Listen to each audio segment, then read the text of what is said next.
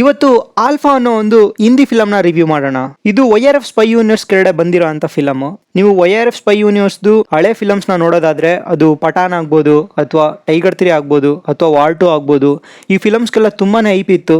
But film release ಆದ್ಮೇಲೆ ಎಕ್ಸ್ಪೆಕ್ಟೇಷನ್ಸ್ನ ಆ film ಯಾವುದೋ ರೀಚ್ ಆಗೋಕ್ಕಾಗಲಿಲ್ಲ. ಫಿಲಮ್ಸ್ಗಳಲ್ಲೆಲ್ಲ ಮಾಡಿರೋಂಥ ಮಿಸ್ಟೇಕ್ಸ್ನೆಲ್ಲ ಸರಿ ಮಾಡಿಕೊಂಡು ಈ ಆಲ್ಫಾ ಫಿಲಮ್ನ ಮಾಡಿರ್ತಾರೇನೋ ಅನ್ನೋ ಒಂದು ಸಣ್ಣ ಯೋಚನೆಯಿಂದ ಈ ಫಿಲಮ್ಗೆ ಹೋಗಿದೆ. ಇನ್ನು ಈ ಫಿಲಮ್ದು ಸ್ಟೋರಿ ವಿಷಯಕ್ಕಂತ ಬಂದರೆ, ಬಾಬಿ ಡಿಯೋಲ್ ಅವರು ಫತೆ ಅನ್ನೋ ಒಂದು ಕ್ಯಾರೆಕ್ಟರ್ನ ಪ್ಲೇ ಮಾಡಿದ್ದಾರೆ.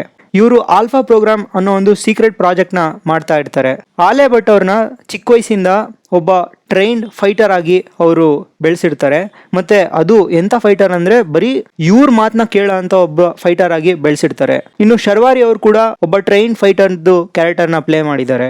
ಒಂದು ಪಾಯಿಂಟ್ ಆಫ್ ಟೈಮಲ್ಲಿ ಆಲಿಯಾ ಭಟ್ ಅವ್ರಿಗೆ ಗೊತ್ತಾಗುತ್ತೆ ಅವ್ರ ಗುರು ಆಗಿರೋಂಥ ಬಾಬಿ ಡಿಯೋಲ್ ಅವ್ರದ್ದು ಉದ್ದೇಶ ಆಕ್ಚುಯಲ್ ಆಗಿ ಏನು ಅಂತ. ಅದು ಗೊತ್ತಾದ್ಮೇಲೆ ಅವ್ರು ಹೇಗೆ ಅವ್ರ ಗುರು ವಿರುದ್ಧನೇ ನಿಂತ್ಕೊಳ್ತಾರೆ ಮತ್ತೆ ಈ ಮಿಷನ್ ಹೇಗೆ ರಾ ಚೀಫ್ಗೆ ಲಿಂಕ್ ಆಗುತ್ತೆ ಅಂತ ಅನ್ನೋದೇ ಫಿಲಮ್ದು ಸ್ಟೋರಿ. ಇನ್ನು ಈ ಫಿಲಮ್ದು ಪಾಸಿಟಿವ್ಸ್ ಬಗ್ಗೆ ಮಾತಾಡೋದಾದ್ರೆ, ಫಸ್ಟ್ ಆಫ್ ಅಲ್ಲಿ ಆಲಿಯಾ ಭಟ್ ಅವ್ರದ್ದು ಒಂದು ಸೈಕಾಲಜಿಕಲ್ ಜರ್ನಿನ ತೋರಿಸಿದ್ದಾರೆ. ಅದು ಚೆನ್ನಾಗಿದೆ ಅಂತ ಅನಿಸ್ತು. ಇನ್ನು ಶರ್ವಾರಿ ಅವ್ರ ಆ್ಯಕ್ಟಿಂಗು ಚೆನ್ನಾಗಿದೆ ಮತ್ತು ಅನಿಲ್ ಕಪೂರ್ ಅವ್ರ ಆ್ಯಕ್ಟಿಂಗ್ ಕೂಡ ಮೆಚ್ಚೋ ಅಂತ ಆ್ಯಕ್ಟಿಂಗೆ. ಇನ್ನು ಅಲ್ಲಲ್ಲಿ ಒಳ್ಳೆ ಆ್ಯಕ್ಷನ್ ಸೀನ್ಸ್ ಇದೆ, ಅದು ಕೂಡ ಇಷ್ಟ ಆಯಿತು. ಇನ್ನು ಈ ಫಿಲಮ್ದು ನೆಗೆಟಿವ್ಸ್ ಬಗ್ಗೆ ಮಾತಾಡೋದಾದ್ರೆ, ಈ ಫಿಲಮ್ನ ನೋಡ್ತಿದ್ದಾಗ ನನಗೆ ಬ್ಲ್ಯಾಕ್ ವಿಡೋ ಫಿಲಮ್ ನೆನಪಾಯಿತು. ಒಂದು ಸ್ವಲ್ಪ ಕಂಟ್ರೋಲ್ ಸಿ ಮಾಡಿ ಕಂಟ್ರೋಲ್ ವಿ ಮಾಡಿದ್ದಾರೆ ಅಂತಲೇ ಅನಿಸ್ತು. ಇನ್ನು ಈ ಫಿಲಮಲ್ಲಿ ಋತಿಕ್ ರೋಷನ್ ಅವ್ರದ್ದು ಕೇಮಿಯೋ ಇದೆ.